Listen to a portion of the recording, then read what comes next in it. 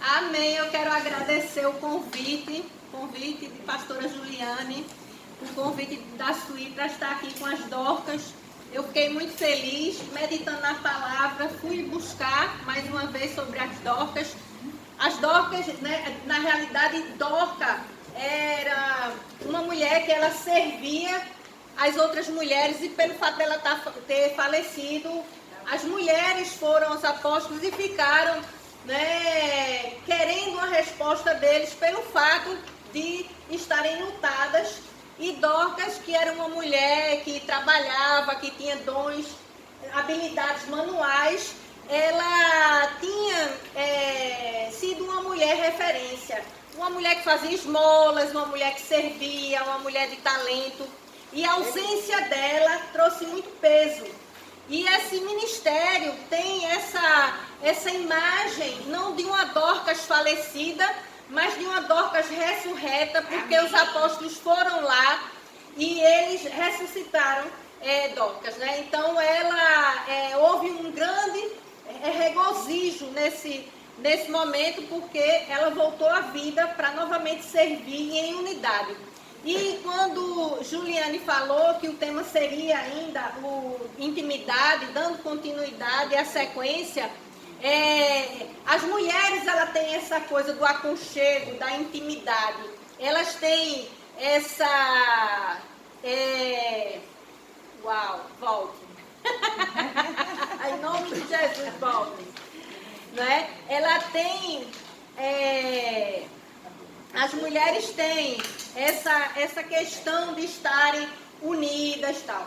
Mas a intimidade que eu queria falar nessa tarde, que para a gente ter um bom relacionamento entre nós, a gente precisa primeiro relacionar-se com Deus.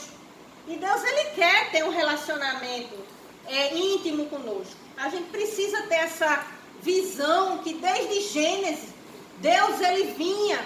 E ali você vê em Gênesis 3:8 que ele vinha pela virada do dia. Ele todos os dias, depois que ele criou o céu e a terra, e Deus é criador, Deus ele libera habilidade, vocês têm trabalhos manuais, vocês recebem habilidade pelo Espírito de Deus, eu creio. E uma ativação maior de habilidade, eu creio que vai ser liberada a partir do momento que você se vê ligada a esse Deus Criador, que esse DNA que Ele trouxe para nós. Então, desde o princípio, Ele tinha essa relação. Ele criou Adão e Eva, Ele, o Pai, né? Deus, Jesus e o Espírito Santo são trinos, mas são um.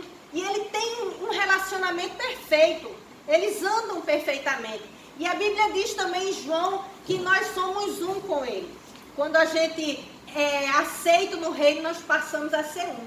Mas a gente precisa ter essa visão de unidade com Deus e de intimidade, de relacionamento. Mas o que é que aconteceu nessa virada do dia? Quando Deus chegou lá, Adão tinha se escondido. Por que ele se escondeu? Porque tinha pecado. Então o pecado faz com que a gente se esconda de Deus, com que a gente não se aproxime de Deus. E aí a gente já sabe pela história que Deus passou a falar, depois da queda do homem, a se relacionar com o homem por profetas, juízes, de outras formas. Só que Deus, ele tinha esse desejo de atrair o homem para si, nessa intimidade, nesse relacionamento. E ele queria voltar a ter essa relação sem barreiras. E aí ele enviou Jesus. E aí eu queria que vocês desenhassem no papel maior uma cruz agora. Uma cruz não precisa ser uma cruz perfeita, mas uma cruz, certo? No seu papel, que a gente vai fazer um ato profético. Desenhe uma cruz. Pode ser, né? Contanto que sejam duas linhas, uma vertical e uma horizontal, você faz. Não se preocupe em estar perfeita. Isso é só uma referência do que a gente vai fazer. Essa cruz aqui, ela trouxe essa ligação novamente. Então, desenhe uma cruz grande aí no seu papel. Nos seus papéis que você recebeu, você vai desenhar essa cruz. Por quê? Porque é através da cruz que a nossa comunhão é restaurada. E como é que a gente sabe disso? Que o Senhor quer restaurar essa comunhão. Porque Deus é amor. E a palavra lá em Romanos diz que Deus nos amou de tal maneira, certo?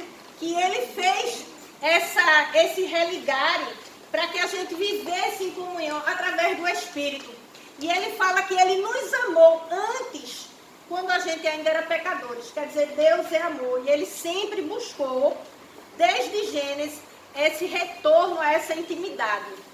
E aí, através dessa cruz, você acredita que você tem esse livre acesso ao Pai. Agora, nessa cruz, Jesus cravou os nossos pecados, certo? Através do quê? Do sangue, que é a moeda espiritual. Aí no papel pequeno, você vai desenhar, não se preocupe com a do lado, o tamanho do seu pecado. Você vai fazer um pacote agora. A Bíblia diz que o fardo é leve e o jugo é suave. E aí você pode fazer, ó, um pacote como se fosse os seus pecados, certo? Você agora vai pegar todos os seus pecados. E aí você vai, nesse pacote menor, nessa folha menor, vai colocar aqui, certo? Junto da cruz, ok? Você desenha o seu pacote. Você imagine agora que você está colocando, são atos proféticos. Atos proféticos são ações que você faz que crê que vai trazer um resultado, certo? Então você desenhou a cruz, onde Jesus verteu o sangue e trouxe esse religare e pagou pelo pecado de ontem, hoje e eternamente. Veja que o nosso pecado que a gente cometeu, o que alguém vai cometer amanhã, já foi pago. Então o pacote do pecado, Jesus não vai pagar novamente, foi pago já. Quando ele disse, está consumado, foi pago. Então você vai pegar esse pacote de pecado, de fardo que você está carregando e vai colocar aqui. Não se preocupe que ninguém vai pegar o seu papel, tá certo? Não, você não vai escrever, você vai simbolizar um desenho, um pacote. Um pacote. Na folha menor, certo? E você pode botar uma caixa, um baú, uma mala, como você vê, um saco grande. É o simbolismo do pecado. E aí você vai botar num outro papel, certo? Então veja, a conta foi zerada. Amém. Só que a gente não deixa de pecar. Infelizmente, certo? A gente continua pecando. Por isso que a Bíblia diz que a gente precisa se examinar. Examine-se o homem a si mesmo. Não é examinar a vida do outro. Que infelizmente as pessoas gostam mais de olhar a vida do outro do que a própria vida.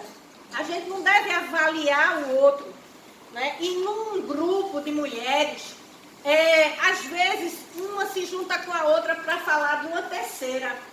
E aí você termina ouvindo a versão daquela pessoa e aí você não vai buscar a verdade da outra pessoa para você saber, porque sempre há duas versões.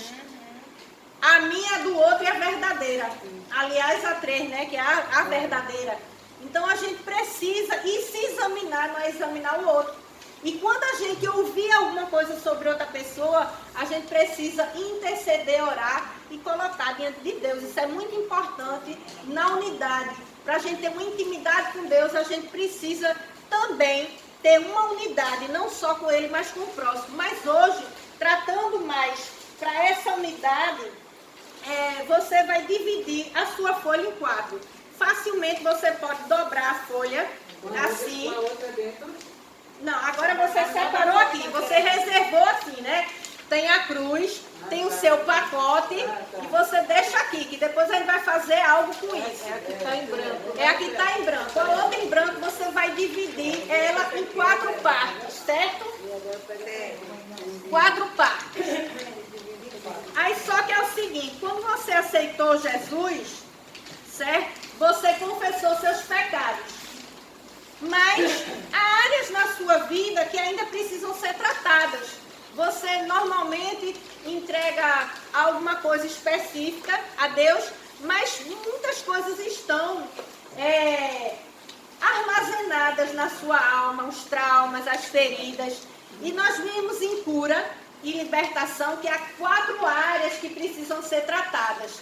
Aí você vai escrever agora, dividindo essas 4 áreas, certo? Você vai botar aqui ocultismo num quadrado. Escreva aí, ocultismo. Apagaram a luz, foi?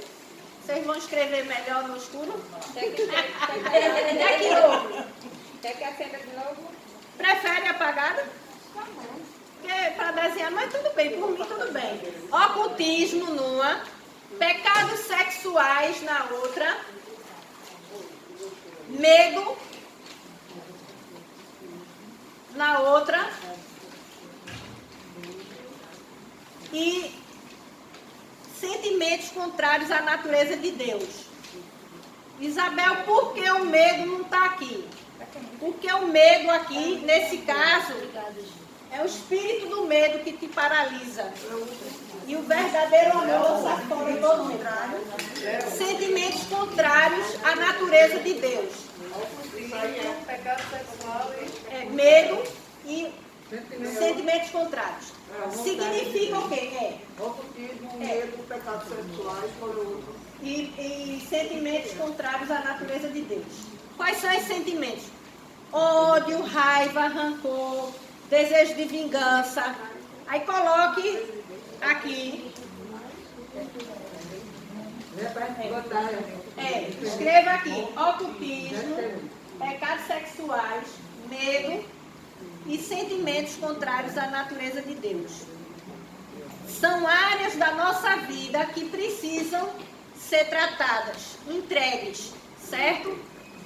E aí você vai agora, simbolicamente, ou escrever algo, a pessoa do seu lado não vai dizer, não vai olhar, ou desenhar.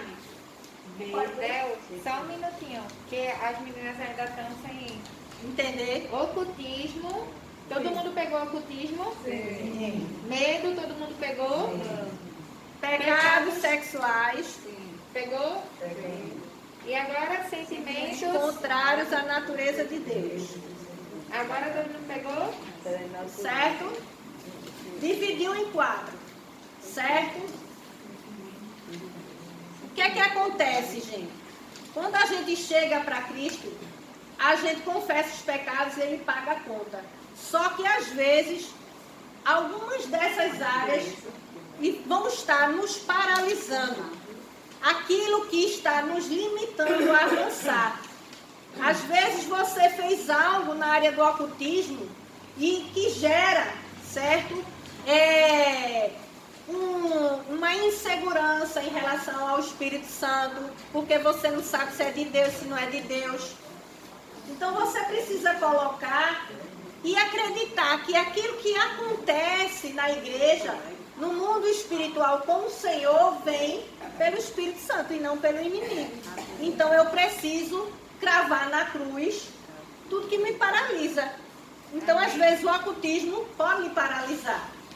E a cruz é para a gente, cravar o nosso pecado e o nosso passado. A Bíblia diz que a gente vai prosseguir seguindo para o alvo. Não é paralisado, a gente precisa avançar. E para avançar em intimidade, eu não posso ter nada que me aprisione. Medo é uma coisa que aprisiona muitas pessoas hoje. Depois da pandemia, muitas pessoas ficaram, inclusive com síndrome de pânico. Elas têm um medo terrível da morte. Muita gente tem medo de morrer. Por que tem medo de morrer? Porque elas não estão focadas na realidade da vida eterna. Que o aqui e o agora eu já vivo a eternidade com Cristo. Amém. Que o aqui e agora eu já sou liberta dos meus pecados através da cruz do Calvário. Que Jesus cravou na cruz toda a maldição da minha vida, que eu não sou maldita. O fato de, porventura, eu estar passando por uma enfermidade, uma dificuldade financeira, alguma coisa, não considera que eu estou em maldição. Considera que nesse mundo, onde há tribulação, eu vou passar por essas coisas, mas eu vou avançar em Cristo Jesus e vou pela fé pedir os milagres. E o milagre só vem através do quê? De uma adversidade. Se eu vou contar um milagre, eu vou contar o quê? Eu tive um milagre do câncer. Então, para eu dizer que eu sou um milagre vivo, eu tive que passar por uma dificuldade terrível. Entendeu? Então, na vida, a gente tem tribulação. Mas a gente não pode ficar com medo que nos paralise. Se a gente morrer hoje, aleluia, você vai morrer hoje. Senhor, é isso mesmo, amém. Vou me encontrar contigo. Amém. Então, a gente não pode ter nada que nos paralise. Por quê? Porque a palavra de Deus diz que tudo concorre para o nosso bem. E o que é que concorre? Por que você talvez esteja passando uma adversidade com seu filho, com seu marido, com seu vizinho? Para que você ore, interceda e você cresça. Porque às vezes é na adversidade que você vai crescer em maturidade. Por quê? Porque quando você passa por uma adversidade, você vence a sua adversidade, você vai servir de apoio para aqueles que estão passando ainda, quando você já passou. E aí você vai liberar uma palavra rema, um testemunho de vida, que vai dizer àquela pessoa que você venceu com Cristo, em Cristo, aquela área da sua vida. Por isso que essas 4 áreas precisam estar tratadas. Não pode mais lhe limitar. Quando você entregou o pacote todo, você entregou na hora da conversão. Mas no seu processo diário, você vai ver que alguma dessas áreas poderá ainda lhe limitar. E aí Deus quer o quê? Que você se examine e você entregue essas áreas a Ele, para que você não ande mais paralisada. Às vezes você está com raiva de alguém. Por exemplo, uma batalha, não sei o que, brerei, você brigou com alguém, mas você está indo para a igreja e você desiste de ir para a igreja porque você está se achando suja, contaminada. Quem sou eu para ir para a igreja, para a reunião das docas, se eu acabei de chamar um nome feio, sei lá, ou acabei de dar em alguém, sei lá, fazer alguma coisa da velha natureza. Só que Deus quer que você pegue todas essas áreas, certo? E aí a gente vai fazer um ato profético, ou você vai fazer um desenho simbolizando algo que te paralisa, algo que ainda te aprisiona em uma dessas áreas. Um desenho, ou escrever algo e você vai dobrar, ninguém vai ver, não se preocupe até o final. E você vai colocar também aqui, certo? Porque depois a gente vai dobrar na cruz, ninguém vai ver, não se preocupe. Vamos colocar aqui. Por que, gente? Porque a gente vê muitas pessoas sendo roubadas de uma intimidade com Deus, de uma intimidade com o irmão, porque falharam. O pecado foi pago na cruz, mas eu continuo pecando. Miserável homem que sou, diz Paulo. Quem me livrará desse corpo? Só que, queridas, a gente precisa viver crendo que Jesus, Ele quer se relacionar com a gente. Que Ele nos amou primeiro, que Ele já sabia o que a gente ia fazer. E Ele sabe até o erro que a gente vai cometer amanhã, porque eu espero não pecar, porque estamos num caminho de santificação. Mas não quer dizer que nessa jornada eu não venha cair. Então eu não posso chegar agora e me autopunir, me autocondenar e dizer, não vou orar porque eu estou suja, não vou para as docas porque eu estou contaminada, porque eu caí. Por quê? Porque Deus quer exatamente o contrário.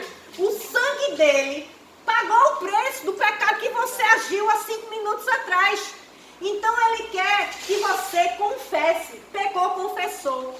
E o que é isso? Quando a gente está pintando, né, suja a mão, vamos supor que aqui eu sujei a minha mão sem querer, alguém tropeçou e melou de suco com alguma coisa assim, ou uma sopa, serviu uma sopa e melou. Eu vou guardar para limpar a minha mão no domingo? Não. Eu vou o quê? Correr para o banheiro da igreja e vou lavar a minha mão. E assim somos nós. O sangue de Jesus nos purifica de todo pecado. Então, se eu pequei, eu vou confessar e eu vou acreditar que eu estou limpa, amém? Amém? Então, se a sopa cair na minha mão, quando eu vier aqui, comer uma delícia na cantina e for no banheiro lavar a mão, eu não vou ficar de instante em instante olhando, minha mão está limpa mesmo, eu lavei direito mesmo. Eu acho que eu vou botar um microscópio aqui para ver se eu lavei. Será que esse pecado foi mesmo perdoado? Será que esse pecado... E o diabo... fica te acusando de algo que você já está livre. Amém? Amém. E é o que você já está perdoada, mas você não se perdoou ou não compreendeu a graça de Deus, o poder de Deus de automaticamente perdoar. Porque quando você disse sim a Jesus, automaticamente a palavra de Deus que você sai do império das trevas e entra no reino do Filho do seu amor. Aleluia. Isso é automático e é espiritual. Por um acaso, se entrar alguém aqui confessar Jesus, a gente vai pegar ela e dizer, ó, minha filha, pule daqui para simbolizar que você saiu do império das trevas e entrou no reino do Filho do seu amor. Não! Ela onde está? Ela verbalizar uma mudança instantânea. Você entende isso? É algo, é espiritual. Então é simples e é fácil. E é pela fé. É pela fé que a gente, não é, precisa declarar que o pecado está perdoado. Eu já ministrei mulheres, mas Isabel, fiz aborto, mas você confessou? Confessei. E por que você ainda está reconfessando? Qual é o seu problema? Qual é o seu problema se você já foi perdoada? Você quer o quê? Que Jesus chegue com um jato no teu útero e lave lá dentro assim com sangue para dizer que você está perdoado na tua mente? Porque pessoas às vezes ficam reconfessando pecado e vivendo de condenação. Ah, mas eu traí o marido. Ah, mas eu menti para minha amiga. Ah, mas eu bati no meu filho. Ah, mas eu não fui boa aluna. Ah, mas eu agredi meu pai. Perdoou a você mesmo, porque Jesus já te perdoou. E às vezes falta para ter intimidade com Deus essa ideia de que Deus é amor, é pai e quer se relacionar. Ele quer se relacionar ao ponto, né, de combinar com Jesus a morte de Cristo para o sangue do Cordeiro nos purificar e pagar a nossa conta. Agora, às vezes, a gente desonra Jesus quando a gente não acredita na suficiência do sangue dele. Às vezes, nós estamos desonrando Jesus. Por quê? Porque a gente banaliza o sacrifício de Cristo. Porque a gente pensa assim, ah, é de graça não. Teve um preço altíssimo dele. É de graça para mim que recebi. Que sou remida, justificada, lavada. Mas para ele teve um preço. E aí quando eu me autocondeno, eu não me perdoo, ou eu me afasto dele porque caí, eu estou, né, banalizando o sacrifício dele. Por que o Senhor está falando aqui essa tarde? É porque muitas vezes Deus quer que você avance, que você sirva, que você seja um instrumento de justiça, mas você mesmo, paralisada pela falta de intimidade, porque você se esconde como Adão, achando que Deus, que é onipotente, onipresente, onisciente, não sabe o que você fez, e você não quer se relacionar com ele diariamente, porque você se acha uma menina má, porque talvez teu pai, tua mãe ou a figura de autoridade disse, ó, você não é boazinha não. E aí você não se sente digna para estar diante do Todo-Poderoso. Mas eu quero lhe dizer, nem eu nem você somos dignos em nós mesmos. O sangue de Jesus Cristo é que nos dá esse livre acesso. E a partir do momento que eu aceito o sacrifício dele, eu honro a ele o sacrifício dele. Quando eu peco, eu caio, eu me sujo na lama, mas não fico brincando com ela, eu me levanto e corro, porque diante dele há um rio que eu posso me lavar. Amém? Então eu preciso acreditar que nessa tarde a cruz vai levar, não só levou, né, o pacote dos meus pecados, mas todas as áreas de adversidade que eu tenho, seja ela de ocultismo, seja ela sexual, seja ela relacional, seja ela que me paralisa por conta do medo. Eu preciso colocar na cruz e eu preciso dar nome. Nome. Eu confessei o pacote, mas eu me relaciono dando nome ao meu pecado. Pai, me perdoa, pisei na bola, eu não queria ter mentido. Pai, eu não queria, Senhor, mas eu terminei discutindo com aquela pessoa. Me perdoa, Deus. Amém. Pronto. Agora, Pai, sabe o que é? Eu te adoro tanto, tu é tão lindo, tu é tão longânimo, tu é tão maravilhoso. Muito obrigado, Senhor, porque tu estás comigo. Simples assim. Simples assim. Porque o preço foi ele. E ele diz o quê? O fardo é leve. Por isso que a gente precisa colocar esse fardo diante dele e acreditar, né, que o pecado é lixo e que a gente precisa se limpar sim do lixo, mas que a gente é pecador remido, que infelizmente a gente ainda peca.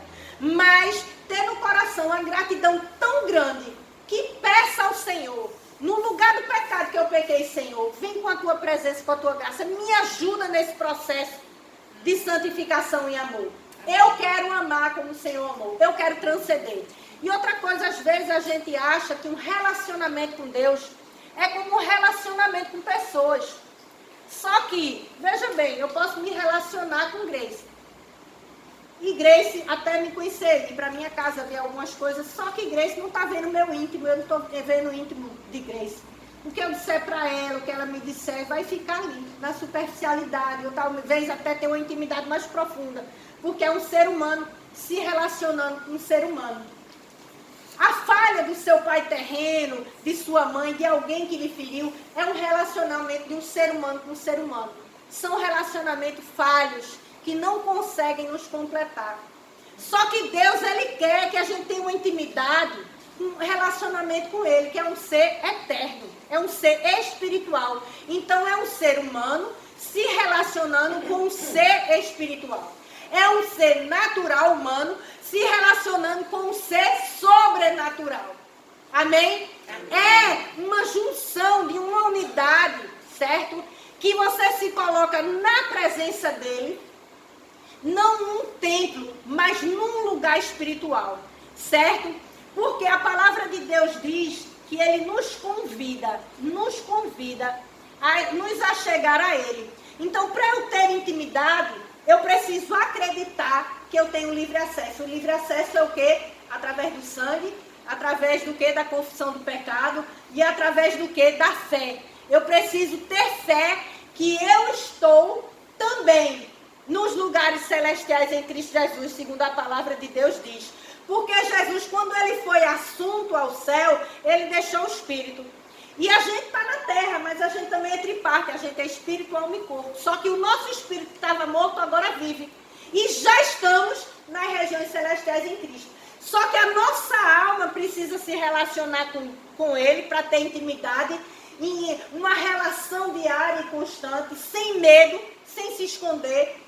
Um relacionamento que você vai para um local que é um local secreto. É um local que é entre você e Deus e que é espiritual. Não é um local feito por mãos humanas. Mas é você como templo de Deus acessando em oração esse lugar espiritual. Porque lá em Hebreus diz, ele nos convida, Hebreus 4,16. Cheguemos-nos, pois, com confiança ao trono da graça, para que recebamos misericórdia e achemos graça, a fim de sermos socorridos no momento oportuno. Então, o que é que Deus está nos convidando? Vamos nos chegar aonde é o trono da graça. Aonde é o trono da graça? Se a gente vê a oração do Pai Nosso, Jesus nos convidou a orar o quê? Pai Nosso que está onde? No céu. Santificado seja o teu nome. Venha a nós o teu reino. Seja feita a tua vontade. Pai, tu estás no céu. Cheguemos ao trono da graça. Como é que a gente chega? Em oração. A gente chega para encontrar o quê? Repreensão, acusação. A gente chega o quê? Para encontrar misericórdia. Misericórdia. Isso é o que? Socorrido no tempo oportuno. Agora veja, às vezes a gente vai para o trono da graça em oração só com a lista de petições. Não tem nada a ver com intimidade com o Pai. Certo? Porque hoje em dia vem aqui e rode 7 vezes, acorrendo não sei o quê, e ganha um apartamento novo e um carro zero. Jesus disse, ó, venha a mim os que estão cansados, que eu os aliviarei, né? Aleluia. Amém? Venham a mim, que vai encontrar o quê? Misericórdia, graça. Agora, se ele quiser dar apartamento, também receba. Se ele quiser dar carro, também receba. Mas você não vai olhando para essas coisas. Você vai para um relacionamento de intimidade de um ser todo-poderoso que te ama, que te conhece e que se importa sim. E que quando você vai atrás dele, até para receber os benefícios dele, ele atende. Porque a mulher do fluxo de sangue, ela foi lá, ela enfrentou a multidão, tocou nas vestes e saiu virtude e poder. E ele se virou para ela. Ei, eu vi que você enfrentou a multidão. Eu vi que você enfrentou a sua agenda tão atarefada para tocar em mim. Eu vou liberar virtude e poder para você. Amém? Amém? Mas se ela só tivesse recebido cura física, adiantava a eternidade no inferno? Não. Quando a gente toca no Senhor, Ele não quer apenas liberar algo que é momentâneo. Saúde é momentânea.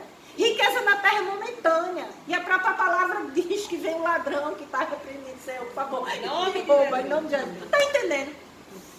Então, às vezes, a gente está com o foco errado. A gente viu aqui na conferência, Jesus, filho de Davi, tem compaixão de mim. Clamar para quê? Chamar a atenção. Você pode chamar a atenção, é um ato de fé. Chame a atenção de Jesus. Aleluia. Mas não queira só abrir os olhos físicos, queira abrir os olhos espirituais. Porque Ele é sobrenatural, não adianta aqui ver o aqui e agora, se você não vê o eterno com os olhos da fé.